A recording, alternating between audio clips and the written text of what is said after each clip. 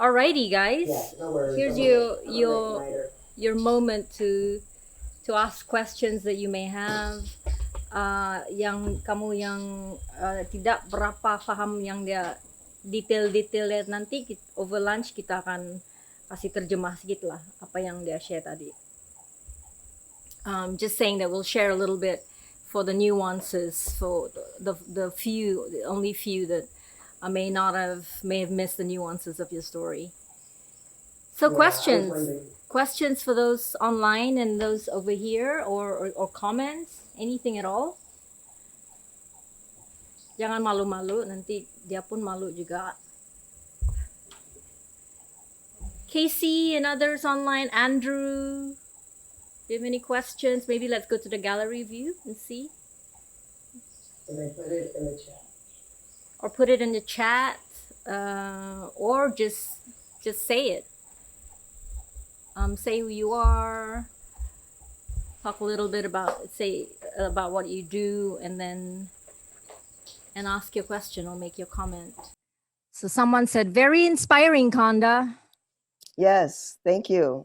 Well, I'm inspired by you all too. I mean, when Cynthia told me here we are again on opposite sides of the planet, completely aligned, completely doing the same thing. It was just like, you are kidding me. SRI Rice, you got to be kidding me. And how inspiring that was for me. It was just amazing. So yeah, I'm inspired by all of you and the work that you're doing, and all that, the work that Cynthia and her organization brings. It's been a big inspiration for me, enough to get me there. You have a question, Yana? Yeah, I'm curious about what about those who do not have land but is interested to be a farmer. Those I'm sure they are black farmers, who are interested when they but they don't have land. Yeah. Yeah. That's a really good question. That's a really, really, really good question. And that is one of the things that this particular farm bill that's going to happen, the Justice for Black Farmers, well, there's two bills again. The hardest one is going to be the Justice for Black Farmers, where in it they say that they are going to actually give land to Black farmers, 160 acres, up to 160 acres per family. We'll see if it passes, that part of it. But we're trying to do a land redistribution. One of the things that we're doing with Pot Liquor Capital is raising the kind of capital that if someone sees land that they need to buy, that we will be able to help them purchase that land. And so there's a big movement right now to those who are landless to actually acquire land. And so there's a big movement around that, and that's what we're doing. There's a organization that I am becoming a part of called Black Land Empower, and there's a movement within that organization to be able to. There's a fund. It's a couple of $1 million has already been raised. We're raising more money so that we can actually purchase land for Black farmers and particularly young people who want to come back to the land to farm, who are landless. And so we're raising money for that to happen. So there's a lot of movement to make that happen, but it is an issue, big issue. Thank you for asking that question. I have a question more about the process of growing and harvesting rice methods in the US. And are they developing, innovating new methods? And are they being taught, shared by maybe the USDA to the farmers? Yeah, no, the only innovative thing that's happening is what we're doing when it comes to rice. Basically, the USA is very filled with traditional rice growing, big ag, what we call big ag, those big, huge farms of, 10,000 acres of chemicals, and most rice, because we're a big rice growing state, a country, particularly the state of Arkansas.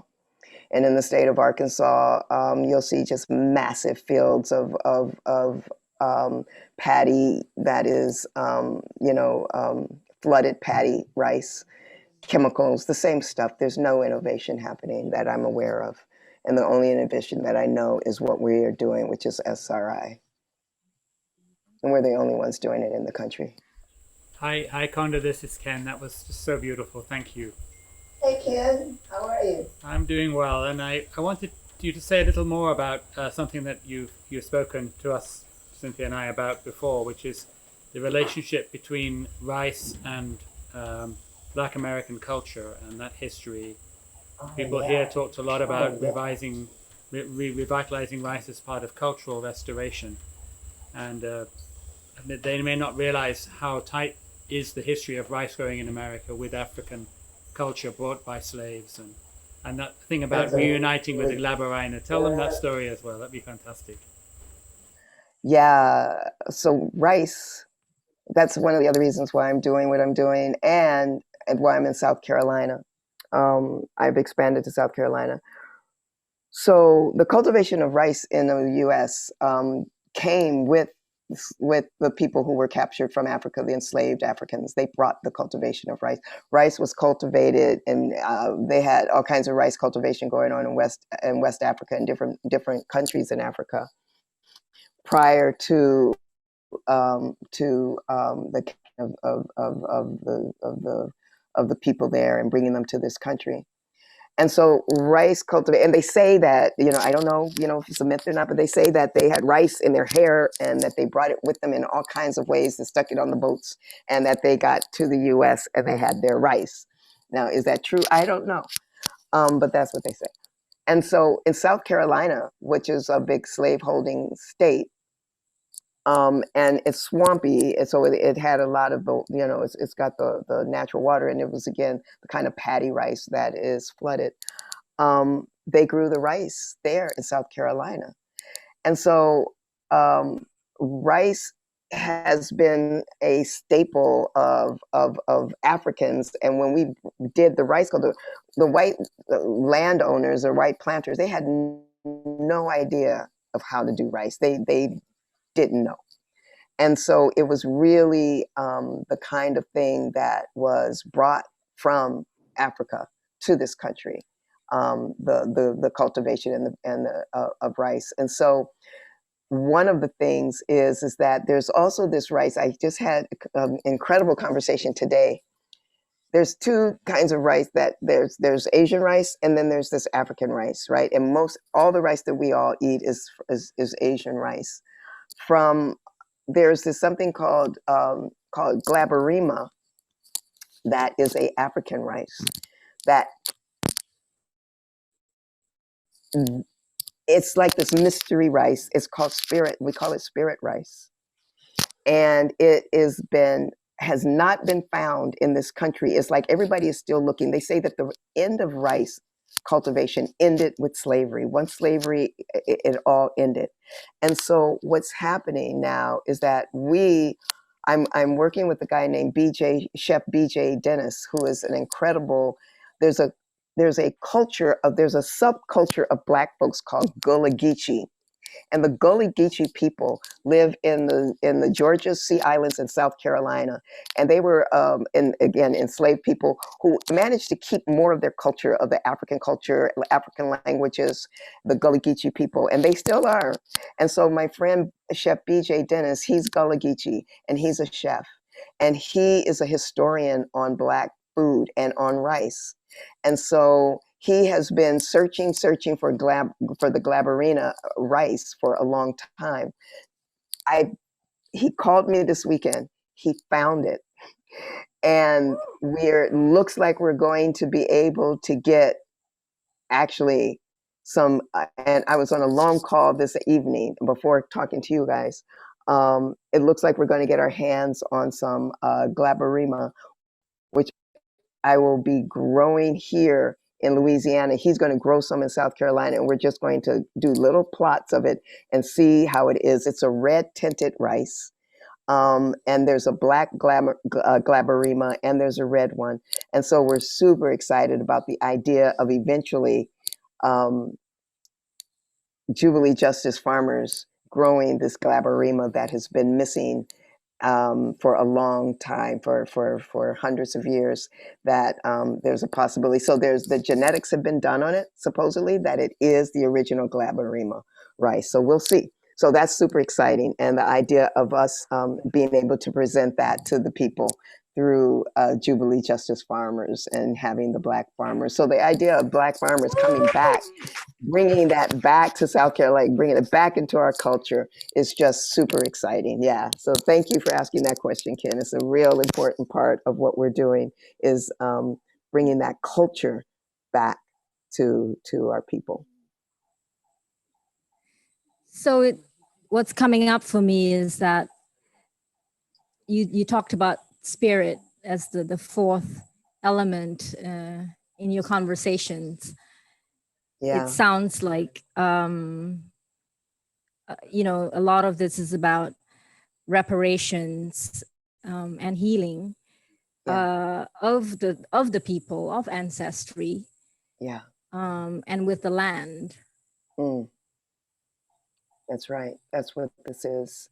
I mean, one of the things that we do and we talk about, especially on the journey side of us, it's,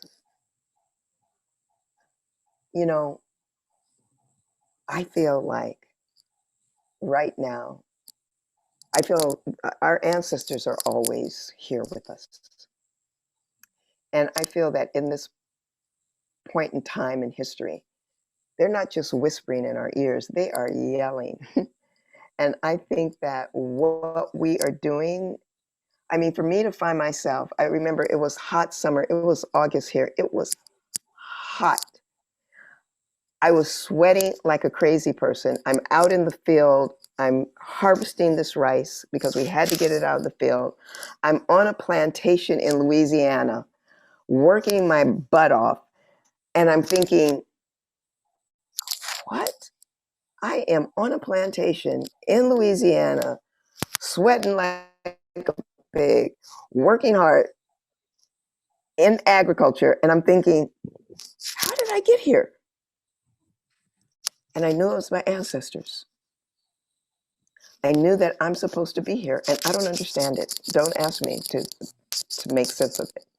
But I do know that that is why I'm doing the work that I'm doing right now. That is why I am here right now on the Zoom talking to you. I believe that, and in our work that we do on the journey side of things, we lift up ancestors and we have ourselves really look at and really be able to access from a deep place within us where how can we get better at listening and paying attention because they're always there. And so the work of spirit is it's something that is hard to I can't scientifically prove anything, but I know what I'm talking about. And I believe that without our ancestors, I mean they and my ancestors who gave their lives, I can't even imagine. I can't even begin to imagine how they survived the horror of slavery in this country. I can't even begin to figure it out. But I know that I have a role to play. And I know that I stand on their shoulders. And I know that whatever this is that I'm doing, that they are the wind at my back. And I don't think that that's just me. I think that's true about all of us if we just pay attention. Ancestors they're here. They're here. I just want to be a good ancestor when I pass on, and that I'm a good ancestor to the people who come behind me. Well, I hope we get to be good ancestors together, Konda. Oh, we will. We'll be hanging out in another realm together, doing our thing. Eating rice. Being busybodies and traveling the realms every now and then. Exactly. Messing with folk.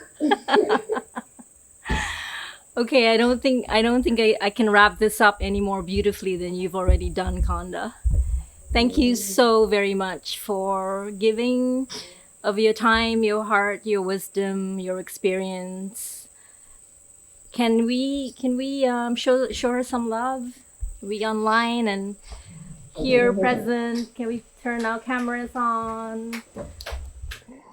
Thank you all. It's such a pleasure to be with you. It's such a pleasure. You have no idea how my heart is just open and singing and so available in this moment.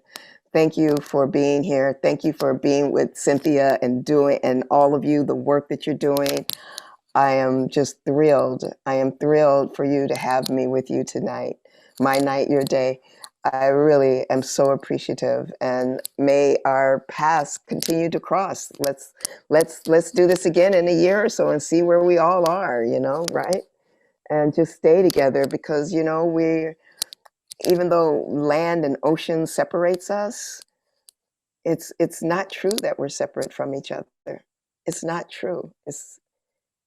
I feel you, you feel me, and that's real. And the work that we're doing together is real. And so I just want to say that I'm just thrilled to be reconnected. It feels like I'm just being reconnected to you. So thank you for that. Thank you. Well, thank you also to. Let's give thanks also to your ancestors and the ancestors of this land over here, Yes. who clearly were scheming somewhere in the realms for this to happen today. Absolutely. And for the ancestors of Zoom, this is crazy.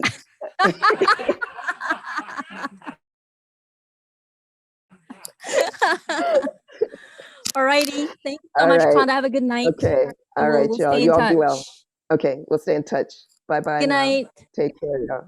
Good night.